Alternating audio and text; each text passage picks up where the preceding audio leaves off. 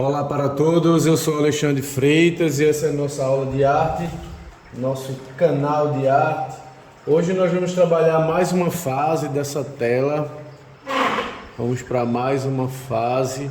E nessa fase que nós vamos fazer agora, toda essa parte, deixa eu só ajeitar aqui, já está seca. Então agora a gente vai realmente para a conclusão do quadro. Eu não sei quantas aulas vão pegar, eu vou adiantar um pouco, eu vou explicar e aí eu vou adiantando e fazendo alguns cortes. Então, como a tela está seca, a primeira coisa que você vai fazer é trabalhar com o mídio. Então eu tenho aqui o mídio, é a mistura do óleo de linhaça com o diluente, tá? O meio a meio. Eu vou aplicar ele na tela. Vamos terminar essa tela. Agora eu só paro quando terminar, tá? Eu vou explicando parte e a gente vai aplicando algumas acelerações ou então cortes. Eu vou pegar aqui, ó, o mídio, vou pegar a vasilha, essa mistura de óleo de linhaça com diluente, tá? Eu vou tirar o excesso aqui, ó, o excesso, e vou passar aqui na tela. Eu vou passar logo em tudo, porque hoje, como eu vou terminar essa tela, provavelmente também eu vou dar uma mexidazinha no céu.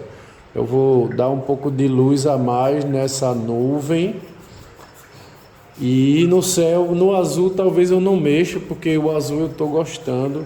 Mas eu acho que a nuvem merece, em alguns trechos, um pouco mais de luz.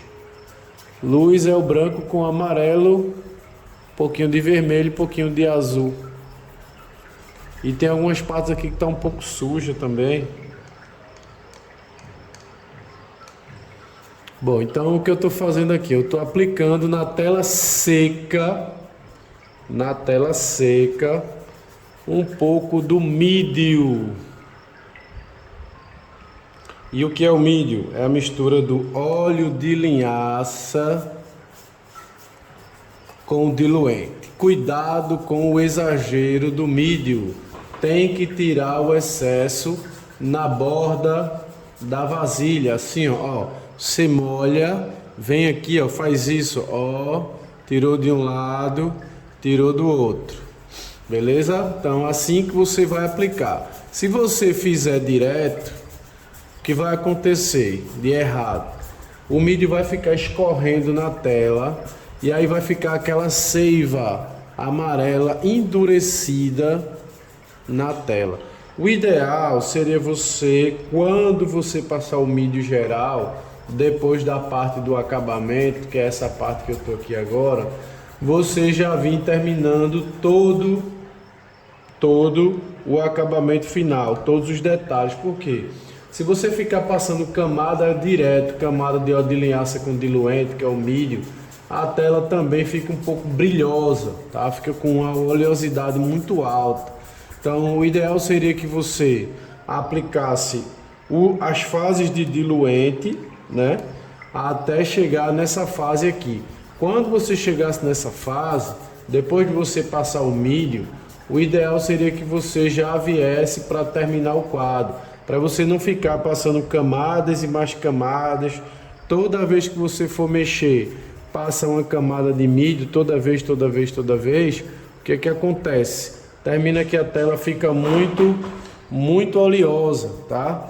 E isso aí não é tão interessante, beleza? Ou então possa ser que ela fique escorrendo em alguma parte. Hoje eu vou trabalhar para terminar, tá? O vídeo não vai ficar muito longo, porque eu vou editar, vou cortar algumas partes e outras eu vou acelerar, as partes que eu achar necessário. Se as informações que eu estou dando você não achar que é suficiente, você também pode fazer nossos cursos, tá? Lembrando que eu tenho também um conteúdo pago, que são os cursos. Então, para esse conhecimento aqui, eu tenho o curso de paisagem.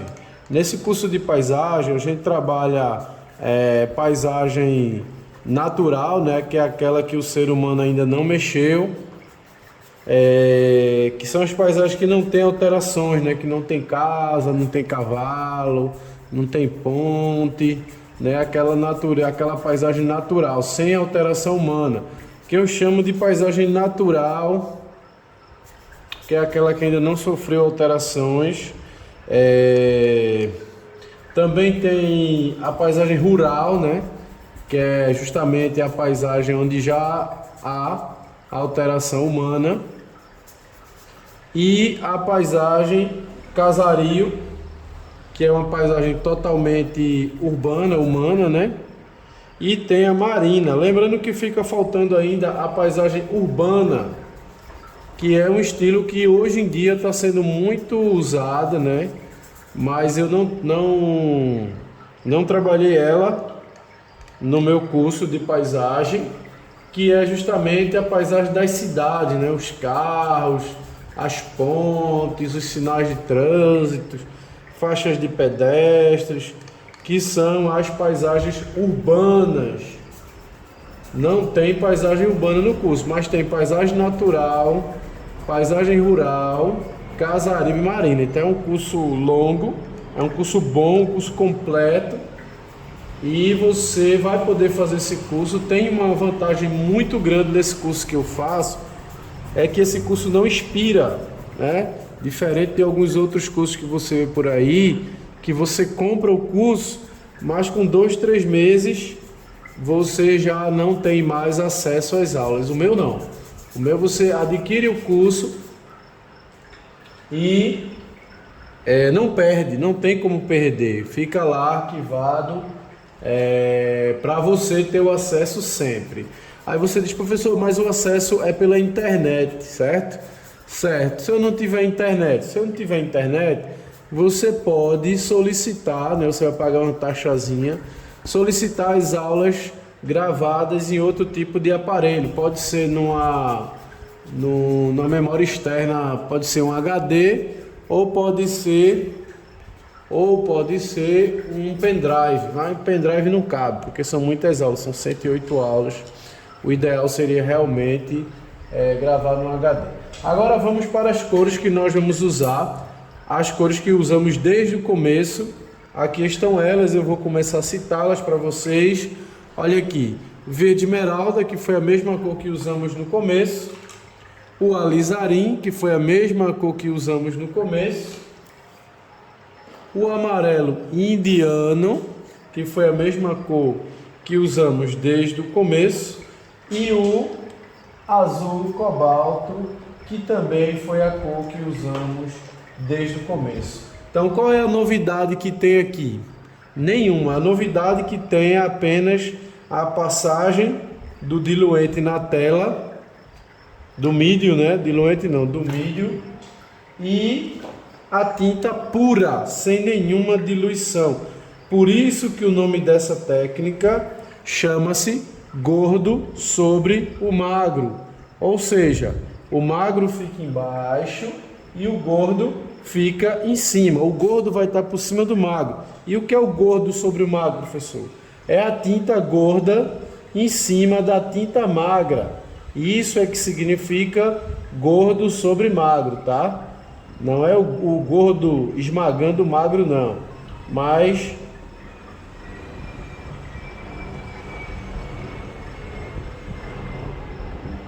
é a tinta gorda sobre a tinta magra.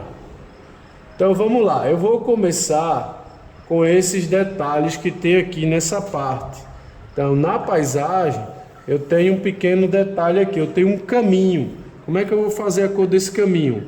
O mesmo branco que eu usei no céu, preste atenção, o mesmo azul que eu usei no céu, só que eu vou usar muito branco, branco com azul, ó, amarelo e vermelho, as mesmas cores que eu usei lá no céu, eu também vou usar na estrada, beleza?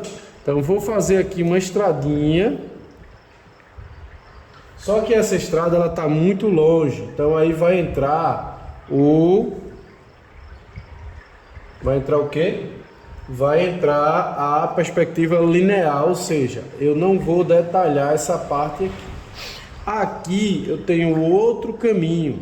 Lembrando que essa cor foi produzida com branco, azul, vermelho e amarelo.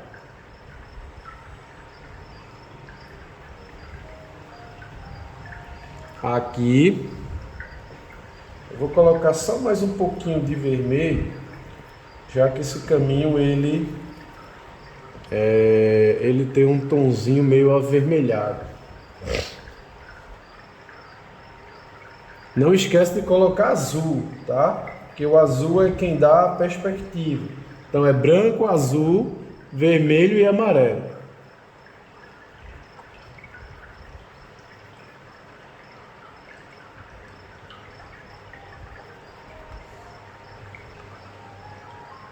Não esquece também que devido à perspectiva linear,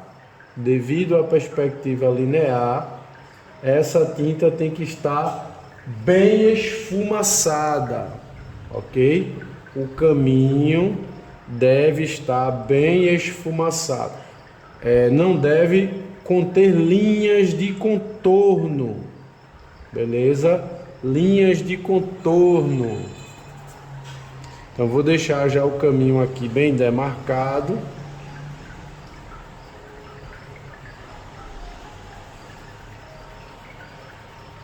Lá embaixo tem uma estradinha.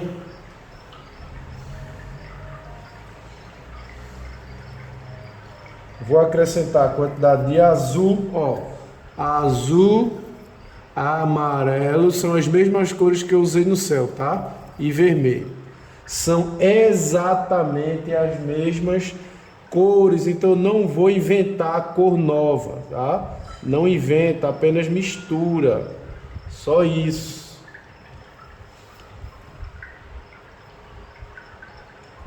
Eu sei que todo mundo quer fazer uma cor nova, né? Mas aqui não cabe uma cor nova, tá? Aqui você tem que ir. Eu estou passando o dedo, mas não é para passar dedo não. Pega um pincel seco e quebra um pouquinho aqui a linha de contorno. Por quê, professor? Porque não tem contorno, tá? Não tem contorno. Por que não tem contorno, professor? Por causa da perspectiva linear. E o que é isso, perspectiva linear? Perspectiva linear, ela diz que tudo que se afasta perde as linhas de contorno. Beleza? Então, não há linha de contorno aí nessa parte. Agora eu vou trabalhar um pouco desse gramado, usando exatamente as mesmas cores. Presta atenção. Eu vou pegar aqui, ó, branco. Eu vou pegar aqui, ó, verde esmeralda, ó. Branco com verde. Estão vendo aí branco com verde? Agora eu vou pegar um pouco de amarelo. Tá faltando o que aí, professor, para dar a cor certa? Lembre-se que o verde tem azul. Precisa colocar azul? Não, não precisa. Nesse caso aqui não. Por quê? Porque o verde já tem azul. Mas verde tem vermelho? Não tem. Então você vai ter que dar um toquezinho no vermelho, que é para poder criar uma harmonia, porque o vermelho tem que estar presente em todo lugar, tá? Então agora eu vou criar um gramado aqui. Ó, percebam que eu não usei azul. Por que eu não usei azul? Porque o verde já tem azul. Então não é toda hora que eu vou usar ou amarelo ou azul. Eu posso substituir um dos dois pelo verde, tá? O verde pode substituir às vezes tanto o amarelo quanto o azul. Por quê? Porque o verde é uma cor secundária e nele possui vermelho e nele possui o azul. Então possa ser que em algum momento eu queira usar o verde e não use ou azul ou amarelo. Eu peguei aqui um pincelzinho sem tinta, ó, pincel seco, só para dar um esfumatozinho aqui na linha, para trabalhar bem a questão da perspectiva linear. Então eu usei aqui um pincel sem tinta. Descendo aqui no gramado, eu vou fazer algumas alterações aqui, ó. Eu vou colocar um pouquinho mais de amarelo. Eu vou alterar um pouquinho a cor e um pouco de vermelho, principalmente amarelo. E aqui eu vou dar uma trabalhadinha na cor do gramado.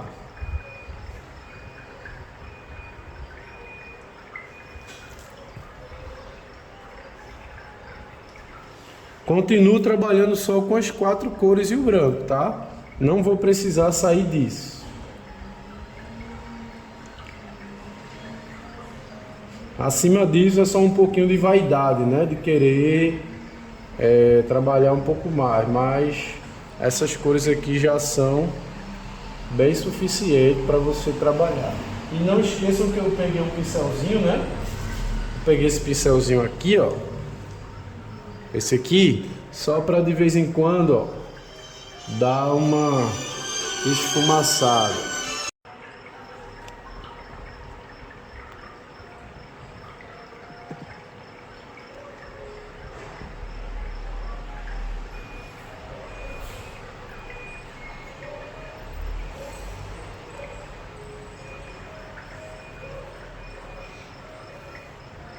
Lembre-se que a gente está trabalhando aqui a perspectiva linear, tá? Ela é muito importante para essa parte aqui. Vou entrar aqui um pouquinho para dentro da mata.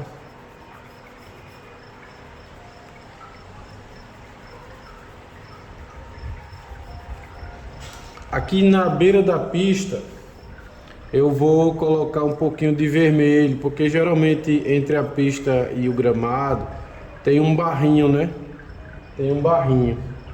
Aí, ó.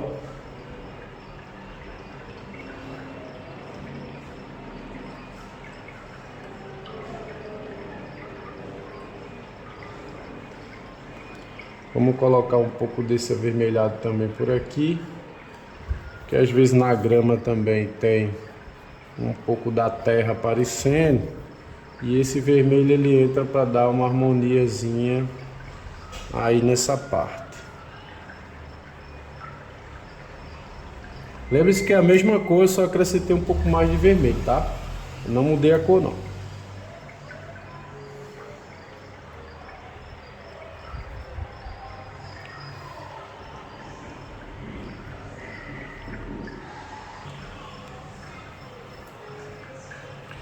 A cor continua branco com verde. Aqui já contaminou porque eu usei muito vermelho. Aí eu vou repetir a cor. Vou pegar aqui, ó, branco com verde, amarelo, verde, branco, amarelo e só um toquezinho de vermelho. Aqui já não ficou legal para mim porque eu tinha usado muito vermelho. Agora eu vou dar uma trabalhada aqui nesse gramado. Deixa eu também dar uma...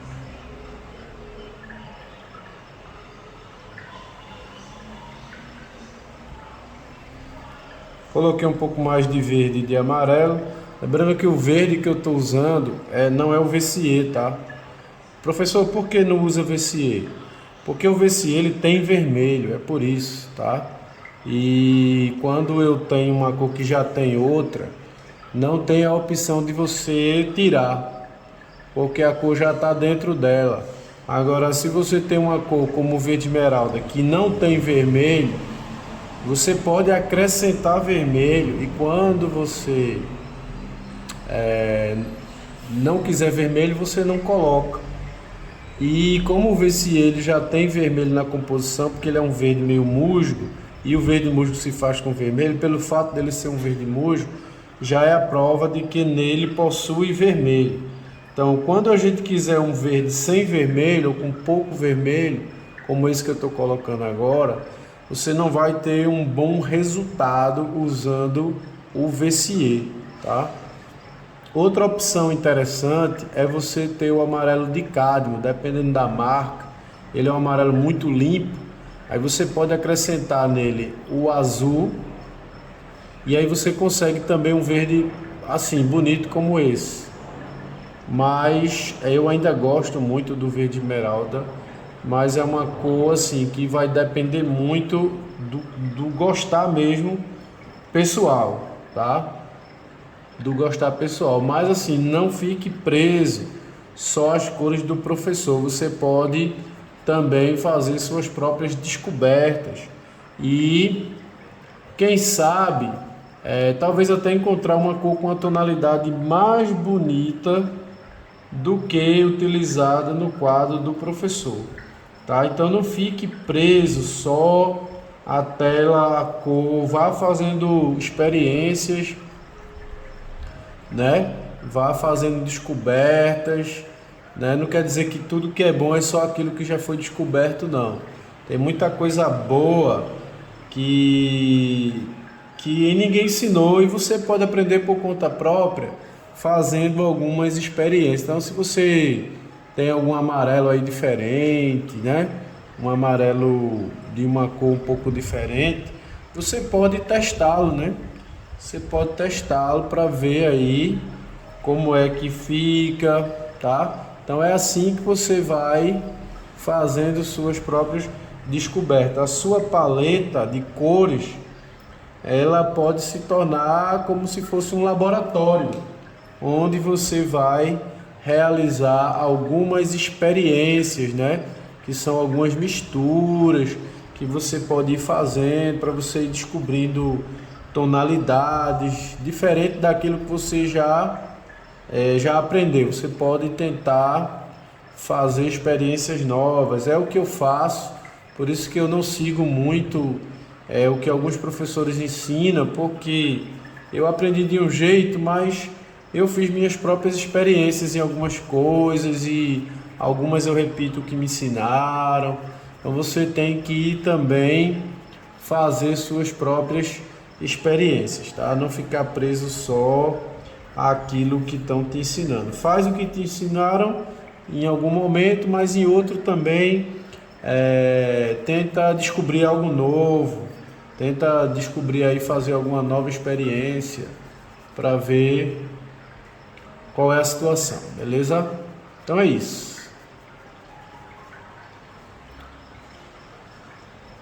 Aqui tudo muito esfumaçado por causa da distância, como eu já falei. E essa distância, você que tem intenção de um dia dar aula, né, e você quer aprender essa linguagem do conhecimento para passar essa informação, a gente chama de perspectiva linear. A linear é a perspectiva que destrói os detalhes conforme a distância aumenta. Agora, a perspectiva que muda as cores conforme a distância aumenta é chamada de perspectiva tonal, tá? Tonal. Então ela não tem ponto de fuga, não tem nada, porque a natureza não tem ponto de fuga. É um ponto de fuga que não dá para você trabalhar. O ponto de fuga você trabalha em casario, você trabalha em paisagem urbana, mas na natureza, na paisagem não dá, só se for uma estrada ainda dá. Mas as árvores, essas coisas, é difícil, uma mata fechada, para você trabalhar a perspectiva com ponto de fuga, não tem muita condição, né? Então a perspectiva que você vai se apegar aqui, para dar essa questão do ponto de fuga, né, a questão da distância, são duas perspectivas que são pouco faladas, que eu quase não ouço professores falar, que é a perspectiva linear, né, que é a que diz que tudo que se afasta perde linhas, perde detalhes. Eu quase não ouço, não, na verdade eu vou ser sincero com vocês, eu nunca ouvi, né? Eu ouvi nos cursos que eu fiz, mas não escuto os professores falar sobre perspectiva tonal, nem linear, mas assim, eu também não posso dizer que eles não falam, porque eu mal assisto aula de outros professores, não porque eu não tenha essa questão da competitividade, não é isso, é porque assim, como minha vida é um pouco corrida e eu estou sempre produzindo, pintando, fazendo vídeos e tal, eu não paro muito para assistir aulas de outros professores, tá? Mas é algo que eu deveria fazer, tá? Até para poder fazer um comentário era bom que eu antes assistisse, mas mais do que eu, vocês, né? Para saber se esses outros professores, vocês que estão sempre aí em busca de conhecimento novo aí nas redes sociais, principalmente aqui no YouTube. Mais do que eu, vocês, para saberem, vocês podem até comentar aí no nosso vídeo, se vocês já ouviram falar antes de assistir minhas aulas sobre essas perspectivas que eu estou falando, que é a perspectiva linear e a perspectiva tonal. Se vocês já ouviram falar antes da minha aula, se vocês já ouviram algum outro professor falando sobre isso. Bom, agora eu vou trabalhar um pouquinho aqui em cima dessas árvores. Eu vou colocar aqui, ó, só um pouquinho mais de amarelo. Aqui no próprio verde, eu vou só adicionar um tom mais amarelado.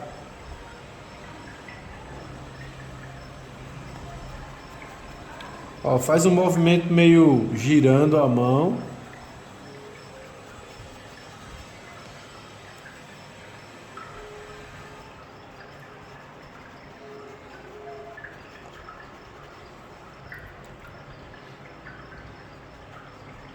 Quebrando sempre as linhas de contorno, tá? Sempre quebrando a linha de contorno. Por quê, professor? Por causa da perspectiva linear. Perspectiva linear, ela não deixa linhas a essa distância. Ela não permite. Por quê? Porque ela diz que tudo que se afasta perde linhas, perde detalhes. Aí, por questão dessa lei, dessa regra, você dá uma quebrada aqui, ó, nos contornos, tá? Dá uma quebradazinha aqui, ó, no contorno.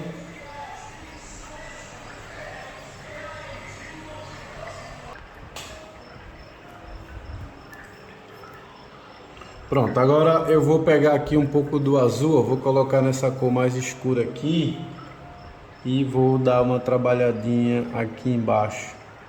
Com azul e um pouquinho de branco já naquela parte mais escura, para fazer como se fosse uma luz passando entre os galhos.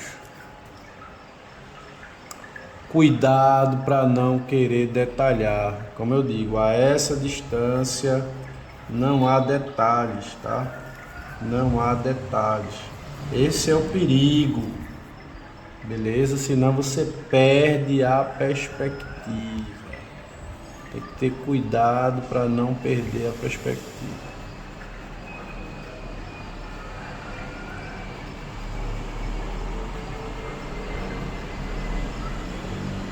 Vou mostrar aqui a cor para vocês, ó. Eu coloquei bastante vermelho, azul. O que está acontecendo aqui? Eu não vou colocar amarelo, vou colocar verde e branco. Vou colocar assim um pouquinho de amarelo, mas eu tenho que colocar um pouco mais de vermelho. Mas percebam que as cores são as mesmas, tá? Não muda. Eu vou limpar o pincel no pano, vou tirar o excesso, que eu quero aqui só arranhar. Não esqueçam que eu coloquei o mídio na tela. Esse mídio é quem faz a tinta correr fácil na tela. Não esqueçam que o vermelho está presente em tudo, no céu, na nuvem, na mata, na estrada. Por quê? Porque o verde, ele substitui o azul e o amarelo, mas não substitui o vermelho. Então o vermelho tem que estar presente em todo lugar, beleza? Só que em quantidades reduzidas, tá? Não é sempre na mesma quantidade. Na estrada teve um pouquinho mais, na grama já vai ter um pouquinho menos. Então você vai dosando o vermelho, mas sempre deixando ele presente, tá? Porque não tem como substituir o vermelho. Eu não tenho a opção de substituição do alizarim aqui, porque eu só tenho ele, ó. Estão vendo aí? Eu tenho o verde que substitui o amarelo ou o azul quando eu quiser.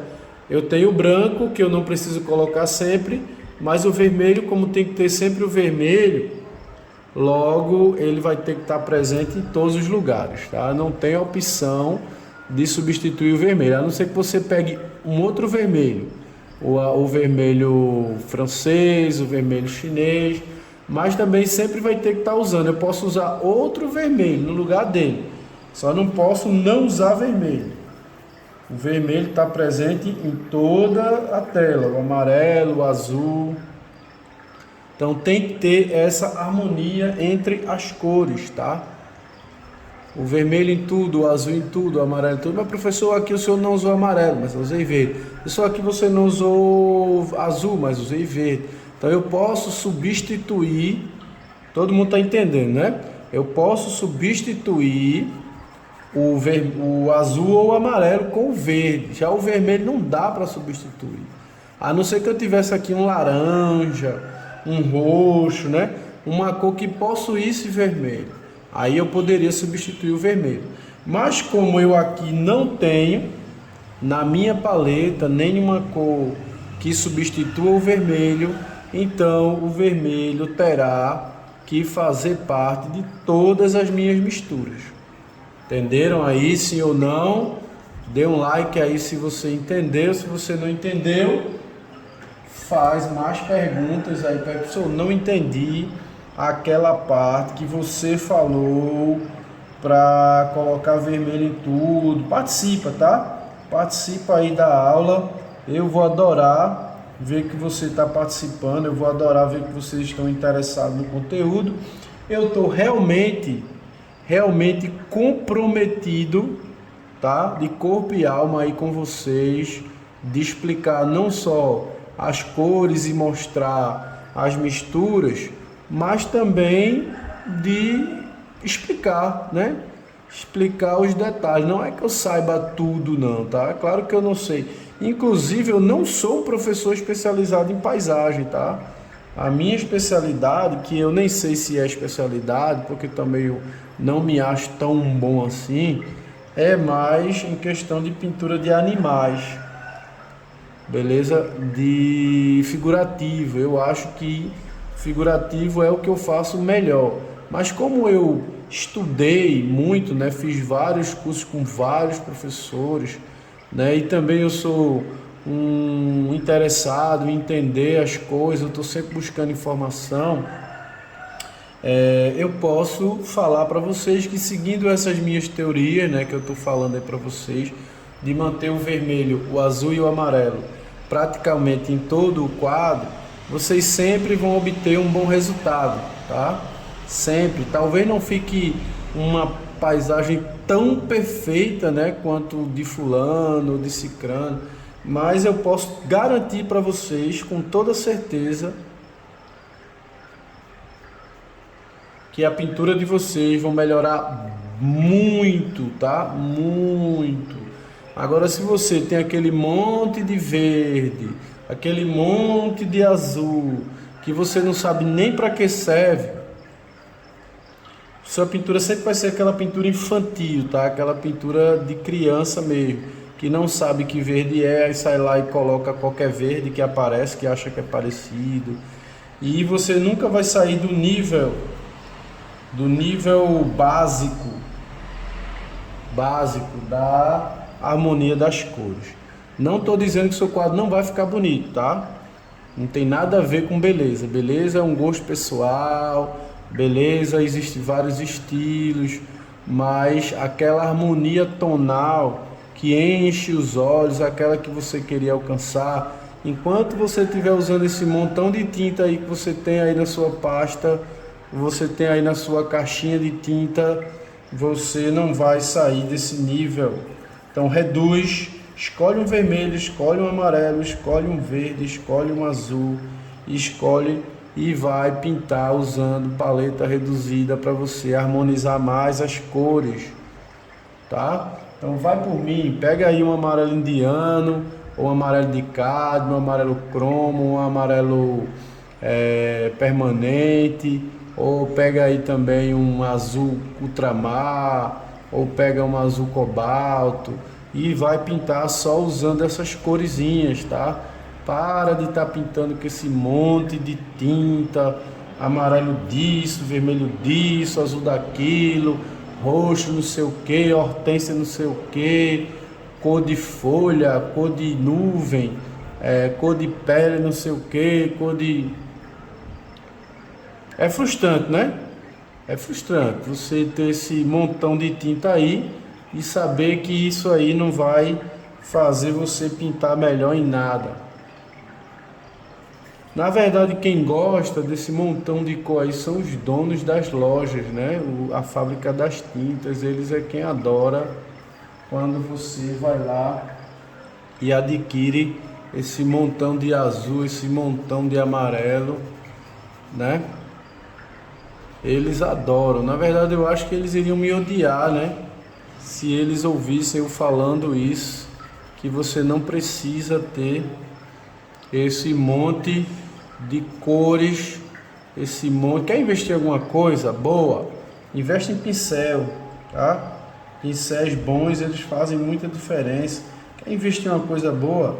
Investe numa tela boa, uma tela cara, uma tela de linha, uma tela profissional, né? Quer investir numa coisa boa? Investe numa marca de tinta boa, uma tinta profissional, uma marca como a Rembrandt, como Van Gogh, né? Investe, mas não precisa ficar comprando um monte de cores da mesma marca, né? Compra aí um amarelo cádmio da Van Gogh ou da Rembrandt, compra aí um azul cobalto da Rembrandt, né? Usa uma cozinha, não precisa ter esse montão de cores, esse montão de amarelo. É um gasto desnecessário, tá? Desnecessário. Pincéis bons fazem muita diferença. São caros, bem caros. Eu acho que a coisa mais cara que existe são os pincéis. Eu, por exemplo, gasto muito com pincel. Eu já estou precisando investir. Eu investi em pincéis faz uns 3 meses atrás, mas já estou precisando investir de novo, porque pincel usa, gasta, né? Às vezes eu demoro a lavar, porque aqui no ateliê não tem pia, eu às vezes esqueço de lavar, o ateliê ainda está sendo concluído, eu não coloquei a parte hidráulica ainda. Como eu moro aqui atrás, aí eu levo os pincéis para casa e tem vezes que eu saio daqui meio corrido, não levo, esqueço. E aí eu vou perdendo meus pincéis, vão ficando duros, aí eu lavo e saio, mas ele já fica um pouco aberto. Então assim você vai estragando seus pincéis.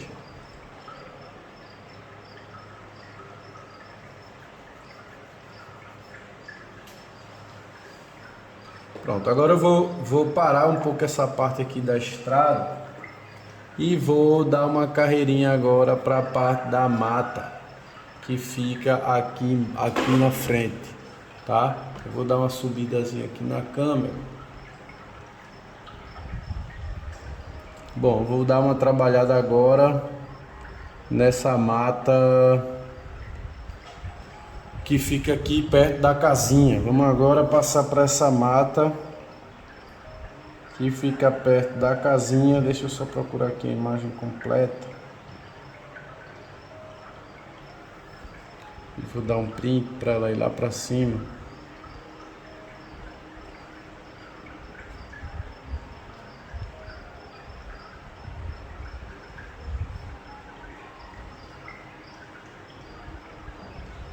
Pronto, eu agora vou trabalhar essa mata. Eu vou vir descendo, tá? Eu trabalhei já essa partezinha aqui do caminho. E agora eu vou trabalhar a parte da mata. Essa cor que eu vou fazer aqui, ó, eu vou botar azul com branco, vermelho e um pouquinho de verde, ou de verde ou de amarelo. Lembrando que eu usei aqui o mídio na tela, logo a tinta vai correr fácil por causa do mídio, né?